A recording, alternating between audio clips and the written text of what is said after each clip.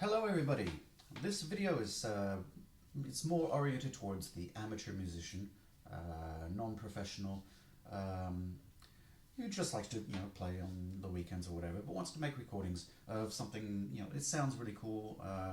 How to make the most of your recording in a home studio. So it's not a professional studio. There's no acoustic padding or anything like that. But it's what you can do with microphones to actually make the sound more interesting, make more use of the stereo field, as it were. I'm not going to go too much into things like EQ because that's pretty much a personal choice. But what I will do is show how the use of different microphones and different setups of microphones and positions can actually affect the sound of what you're trying to accomplish. It's more oriented, obviously, for acoustic recording, and it's oriented towards amateurs. Professionals, they can get away with it because they just ask their sound engineer to do whatever they want. But in this particular case, we're going to go into single mic recording, multiple mic recording, how we can play with the pan, left and right field, and that sort of thing. One of the prerequisites, however, is when doing this, you must use a headset. I can't express that more as one of the most important points, because if you're just playing into a microphone and you're not wearing a headset, you're hearing just the sound of the instrument you're playing, whether it's a guitar or it could be a triangle, which is a little thing in the corner over here, but you're not hearing what's actually going through the microphone. So that's the first point. The second point is this video assumes that you have a mixer or a multi-track recording studio or workstation or something like that. So you can actually have multiple inputs from different microphones, and you can EQ them and pan them in different ways. But other than that, we'll go into the various steps and the various ways you can make things sound with different types of microphones. And they don't have to be expensive microphones. I have two Sennheisers and I have a Saya condenser in the middle. So we'll play around with the different microphone settings and we'll see how that goes and the sort of sound. I also have effects on an Oasis MIDI 4, MIDI Verb 4, which is plugged into the mixer.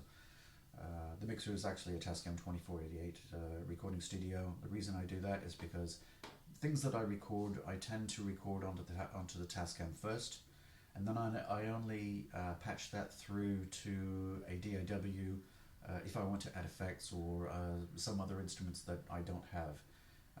I do have a variety of instruments, but things like if I want to add synthesizers or bass or something like that, and then I can patch that into like Logic Pro or something like that, and playing along with it using the MIDI keyboard. But in the first instance, usually I get what I want directly on the Tascam, and then I transfer it over to the DAW. So guys, here we are, starting off with a single microphone. This one is the Saya, a condenser, which is in the middle. In my case, it's in the middle anyway. And it's panned for dead center. We've got the instrument, and the first thing to notice is the sound differs whether you're close to the microphone or away from the microphone. So if I start away from the microphone, basically what you're getting is pretty much almost ambient. So. But the closer you get to it, you can actually get the different harmonics, the different tones, the low bass, the high treble, and that sort of thing. And I'm doing this without any effects, so it's just basically it's dry. The only effect that you're getting is from the sound of the room itself, because I'm not using, I don't have any acoustic padding or things you put on the walls to absorb sound. This is basically just a run-of-the-mill home studio, amateur, and that's pretty much it. It's more or less a budget setup as well. I don't have really expensive gear. And most of the gear that I have is like 20 years old, or if not more. Like I said, the workhorse is the Tascam 2488. I've had that for 20 years. It served me well. I just pulled it out of the basement a few weeks ago to start playing around with it again. So, so when we're doing with a single microphone, basically what we are, it's basically, depending on the type of microphone you have, there are some stereo microphones out there that you can find. But because you're at this distance from the instrument, even a stereo microphone won't really pan out the whole stereo field. You'll just get a little bit to the right, a little bit to the left. You got one thing. You've got the distance. You've got whether it's a mono or a stereo microphone and what type of microphone it is. Doesn't really matter. If you're using a really cheap microphone, you can play around with the EQ, play around with effects. If you have multiple microphones, that's even better. And we'll get into that in a minute. Okay, so that's the first thing. But like I said, always use headphones so you can hear what you're playing. You can hear the effect that you're trying to do, and if you want to change volume, for example, you can go up and down on the volume. Just make sure you don't overpeak the volume because it'll start clipping, and so on. But after that, even if you change, for example, the position according to the mic, you'll get a different sound if you're going straight into the mic. If you're going the other way, the sound will change. So that's something to take into account as well. But when we get further into the video, we'll actually look at how we can use different mics to make use of the different tonalities that come through the different positions, the different angles of the instrument you're playing. In my case, it's a flamenco guitar, but this can be used for classical guitar. It can be used for even just normal acoustic steel string guitar. You can play around with it as well. So these are things to take into account. As we get further in the video, we'll start adding more microphones and start playing around pan and that sort of thing. Yeah, so if we continue now with the, instead of using the Saya, I'm using just the Sennheiser, which I usually have up on the left-hand side. So in this particular case, again, single microphone, but it has a slightly different sound to it because of the type of microphone that it is. It's a unidirectional. But again, you can play around the EQ.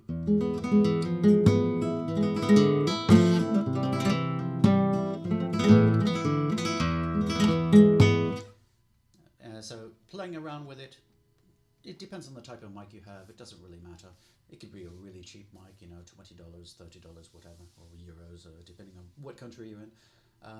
But you can actually come up with some really interesting ways on how you actually do it. So if you move away from it, the same principle. You start getting the ambient noise if you're really up close to the mic.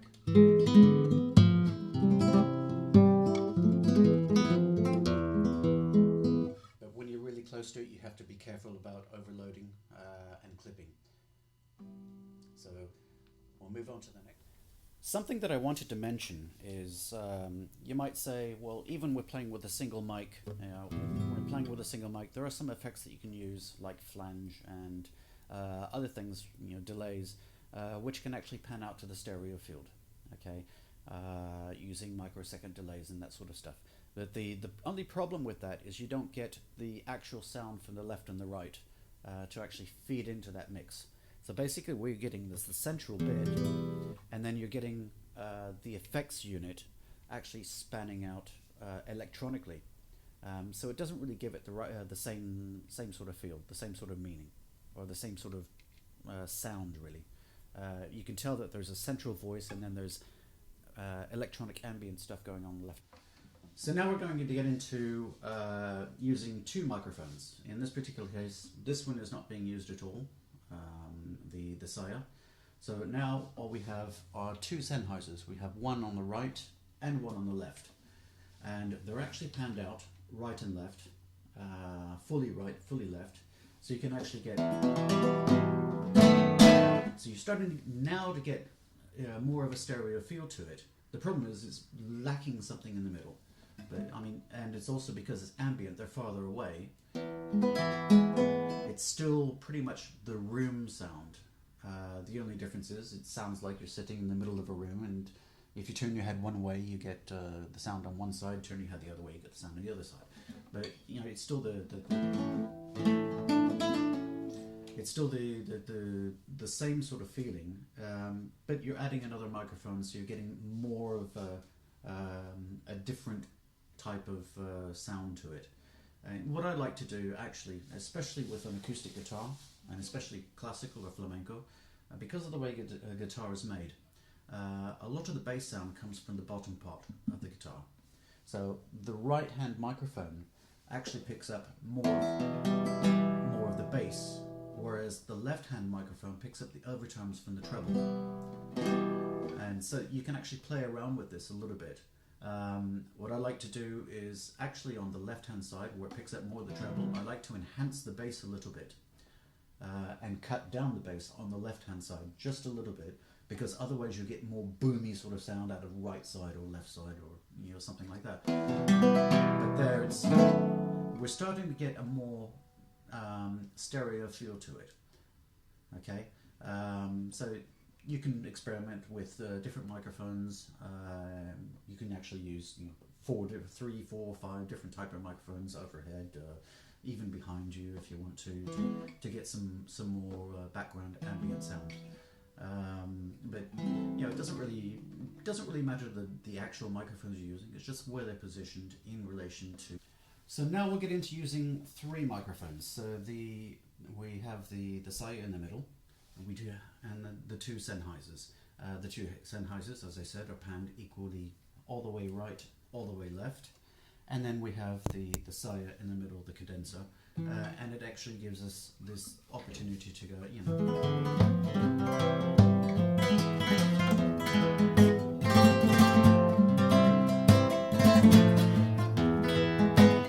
So now we have the sound which is pretty much divided equally, left and right. You can play with it, you know, you can go more right if you want to, or with your mixture.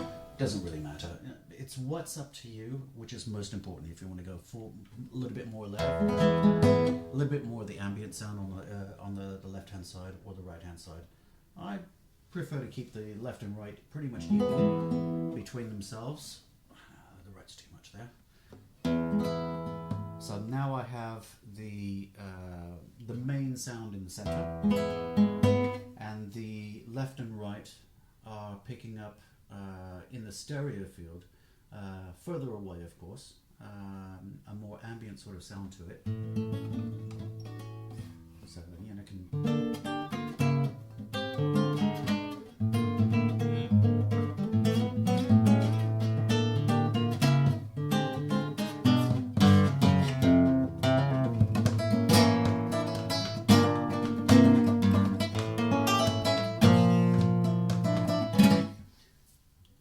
you can play around with that, and you can adjust, you know, if you're closer to the mic here, at the central mic, if you want a much, you know, a fuller sound, move it further away.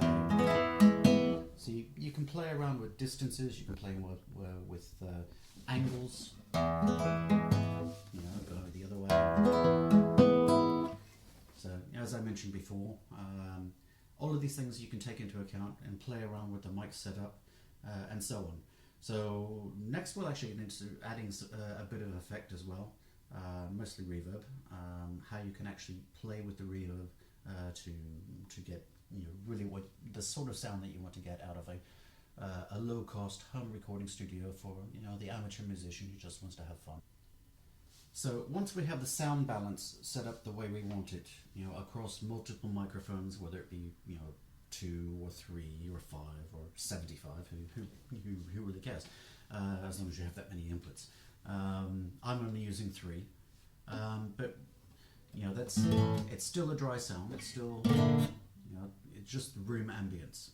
So what we can do is we can start adding effects such as reverb. You know, start off really, you know, a slight reverb. So you hear the reverb there.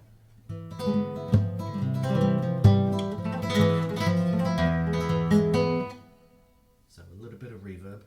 You know, the reverb is, don't overdo it, because you don't want something that don't want something that sounds like this. Because drowns everything out. So just enough reverb to get what you want. There was actually a flamenco guitarist, Vicente Amigo, on his album. I can't remember the name of it. I think it was his first album actually. He used a lot of reverb in it, but the way he did it, it was actually quite useful. But don't overdo the reverb. Just a little bit to get just what you're trying to get out of it. You know, you've got this little bit coming out there, and if you add a little bit more, then you can actually, when you're doing your slow bits,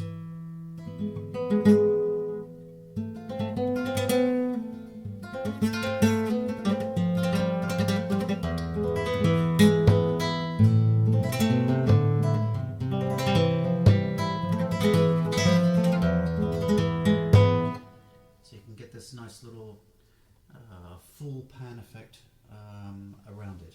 Now, obviously, the way I'm talking here, it's more for solo instrumentation.